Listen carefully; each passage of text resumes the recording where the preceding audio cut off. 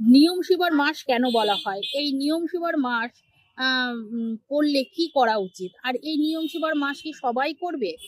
সবকিছুই বিস্তারিত এই ভিডিওতে থাকবে। দেখো, নিয়ম সেবা বলতে নিয়মের মধ্যে মাস যাপন করা।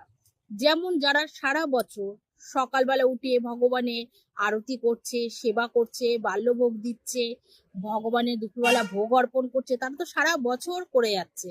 তারাও যদি ইচ্ছা করে যে না, আমি বিশেষভাবে আর কিছু সেবা করতে চাই, তখন কিন্তু এই মাসে তারা কিন্তু মাসভর তারা এই কাজটা করতে পারে। তাদের আর বিশেষ করে কোনো নিয়ম থাকবে না, কেন তারা সারা বছরই কিন্তু সেই কাজটি করছে।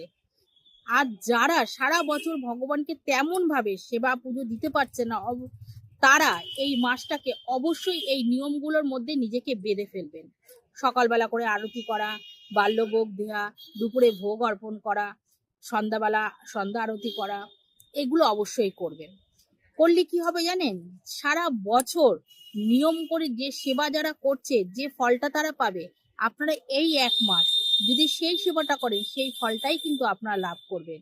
তাই জন্য বিশেষভাবে এই মাসটাকে বেঁধে দিয়েছে। ভগবান জানেন যে আজকে কলিকালের মানুষরা এতটাই ব্যস্ত হয়ে পড়বে যে সবসময় তাদের সব নিয়ম করা সম্ভব হবে না।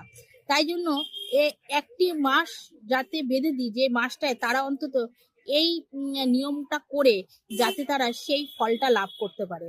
কেন? ভগবান অন্তর্যামী, আর ভগবান সবসময় আমাদের কৃপা করতে চায়। তাই জন্য এই মাসটায় আপনারা অবশ্যই নিয়মের মধ্যে থাকার চেষ্টা করবেন। রাধে রাধে।